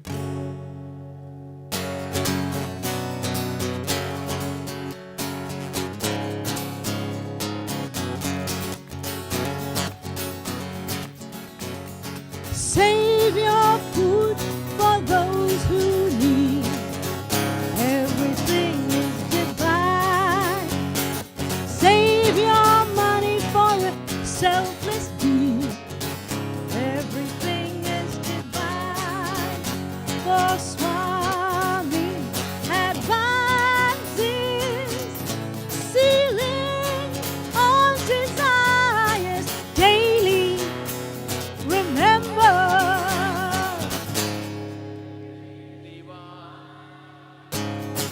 daily, remember, everything is divine. I don't mind having tabla.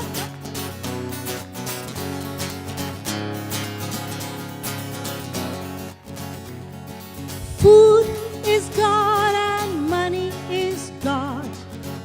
Everything is divine.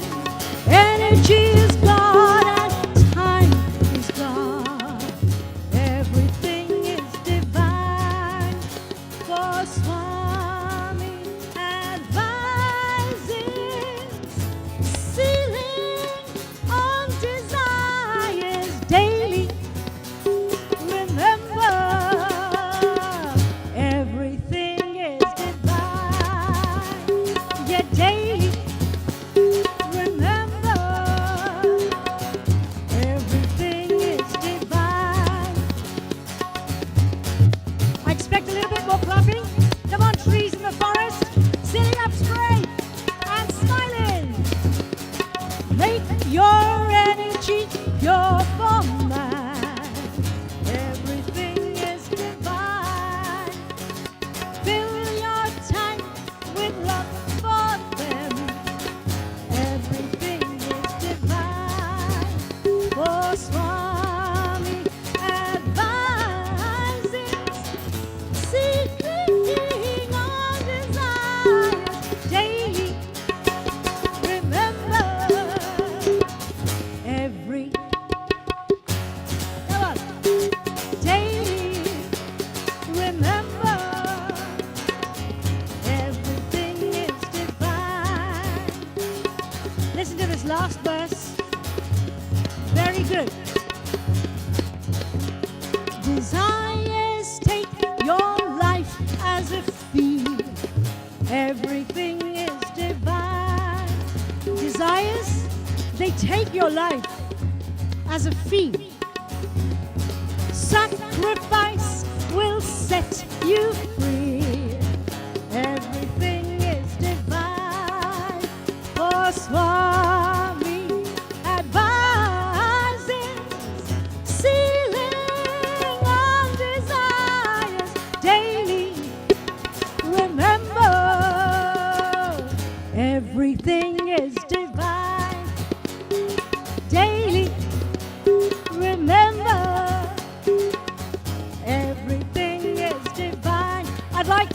each and every one of you to please join in.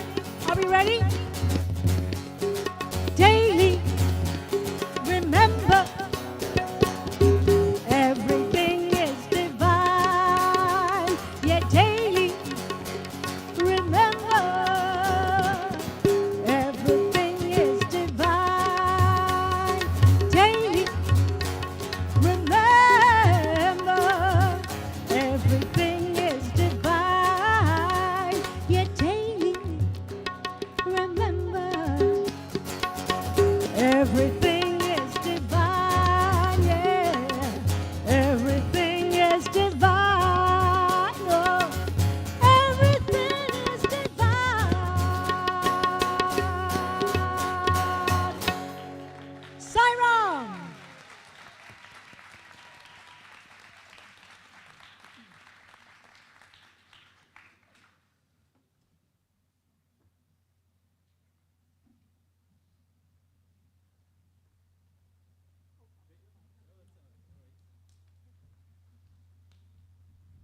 Big round of applause for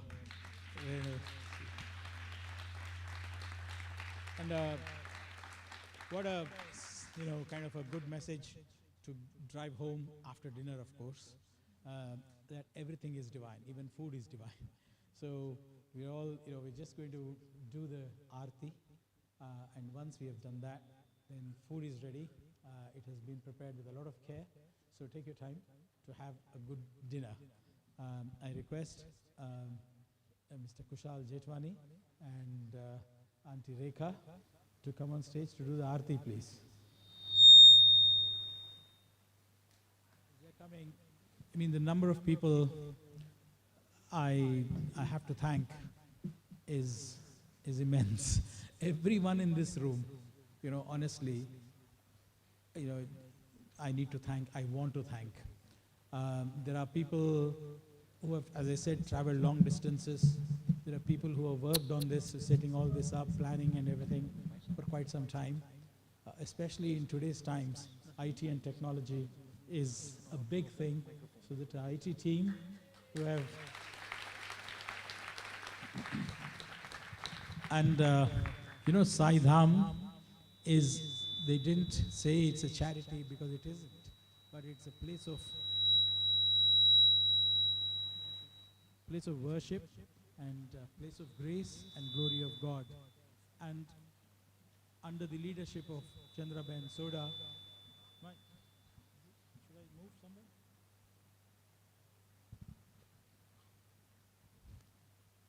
Such support that we have received from in every aspect. So to Chandraben and the whole team, thank you very much. There is a special vibhuti and special turmeric that actually manifests for so many years now. So that is, right when you go to get the food, please, there'll be somebody to hand that over. And do take the prasad and enjoy the food. I know I have missed to thank a lot of people, but I think I need to thank our founder trustee. I need to thank the number of people who have donated over the years. I have to thank all of you who have come today. So without much further ado, if I may ask the Aarti song to be sung.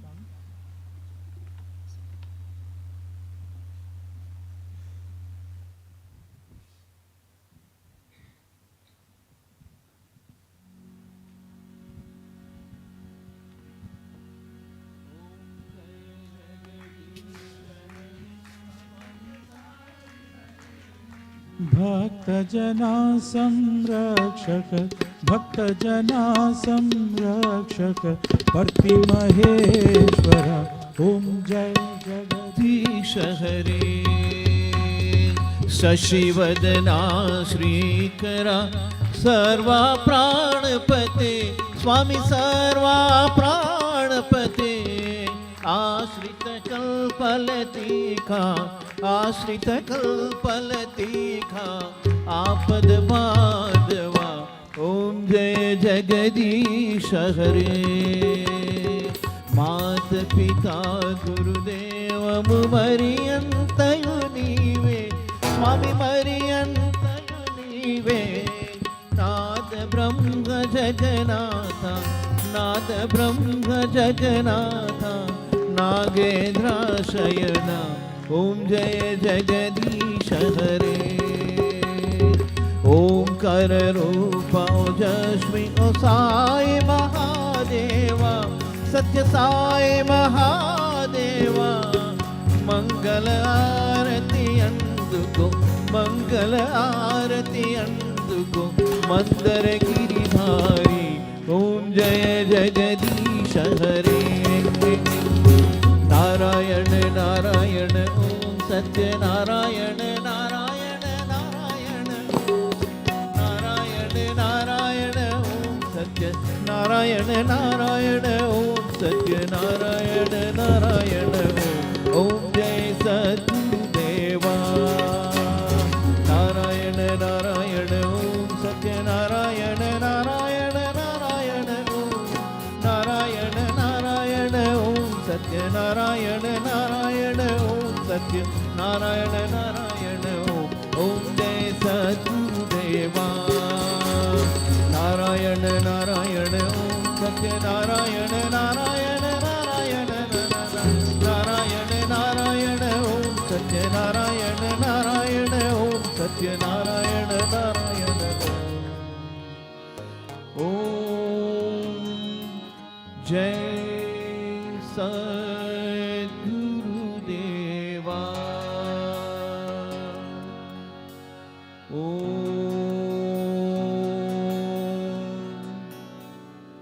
शांति शांति शांति समस्त लोकाः सुखिनो भवन्तु समस्त लोकाः सुखिनो भवन्तु समस्त लोकाः सुखिनो भवन्तु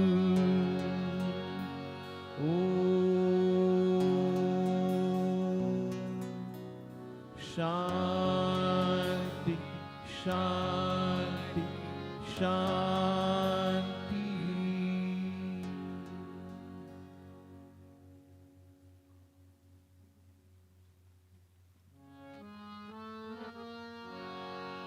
परमं पवित्रं बाबा विभूति परमं विचित्रं लीला विभूति परमं पवित्रं बाबा विभूति परमं विचित्रं लीला विभूति परमार्थ इष्टार्थ मोक्ष प्रदानं परमार्थ इष्टार्थ मोक्ष प्रदानं बाबा विभूति इदमाश्रयामि बाबा विभूति इदमाश्रयामि sacred, holy and supreme is Baba's vibhuti, pouring forth in brilliant stream his play of vibhuti. So spacious it is mine, it grant liberation. Baba's vibhuti, his power protect me. Paramam pavitram Baba vibhuti, paramam vichitram लीला विभूति परमं पवित्रं बाबा विभूति परमं विचित्रं लीला विभूति परमार्थ इष्टार्थ मोक्ष प्रदानं परमार्थ इष्टार्थ मोक्ष प्रदानं बाबा विभूति इदमाश्रयामि बाबा विभूति इदमाश्रयामि मंगलम गुरुदेवाय मंगलम ज्ञानदायिने मंगलम पर्दिवासाय Mangalam Shri Sathya Saine.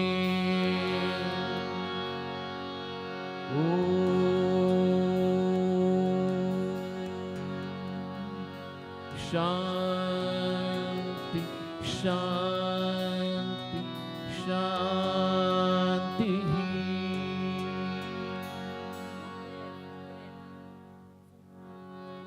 Brahmarpanam, Brahmahavi, Brahmano, Brahmanahutam, Brahmevatena Gantavyam, Brahmakarma Samadhina, Aham Vaishvanaru Bhutva, Praninam Dehamasitaha, Pranam Panasamayutta, Pachamyannam Chaturvedam.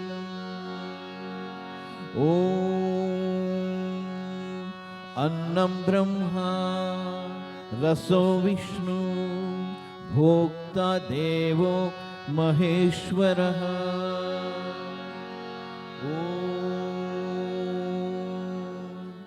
Shanti, Shanti, Shanti.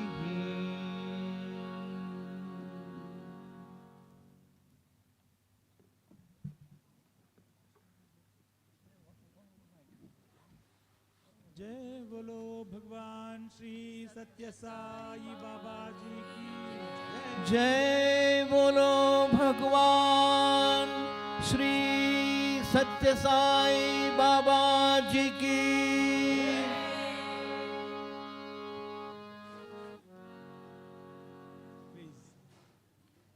Take the food and the prasad and the vibhuti and the turmeric.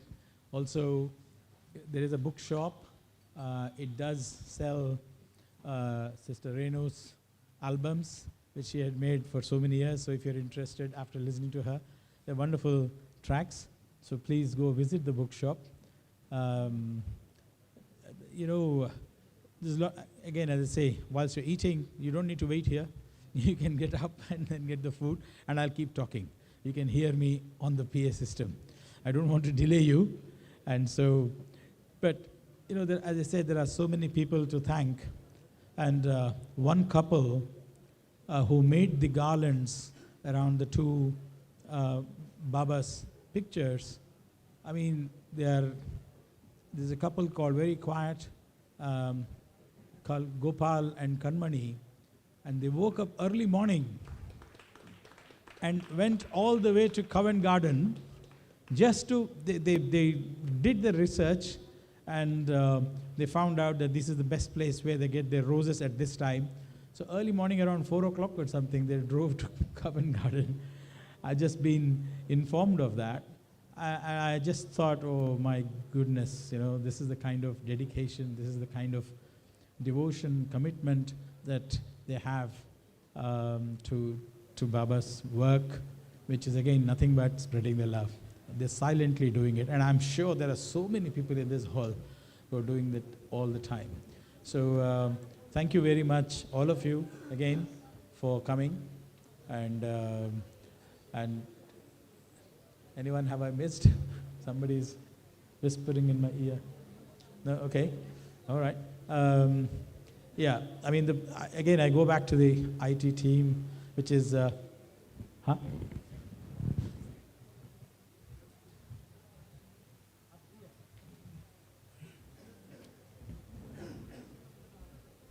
So Jagdish Bhai on the PA system, and then we had Partha on the IT, and Yagnesh on the photography. I mean, these are amazing individuals, again, silently working in the background. The whole music team, they put it together, came from Sai Dham. Nothing was too much for them to say yes to us. So really, heartfelt thanks for all of you, Jagdish Bhai, Chandra Ben. Yeah. You know, quite a lot of people I could see, they enjoyed Dr. Sundar's talk. They wanted to know more. Our plan was that we would, after food, those of you who wish to reassemble and listen to him or ask him questions, you could. And that's still possible. I know it has gone a bit late, but those of you who would like to, then once you finish your dinner, I don't know what time it is. What's the time? Time?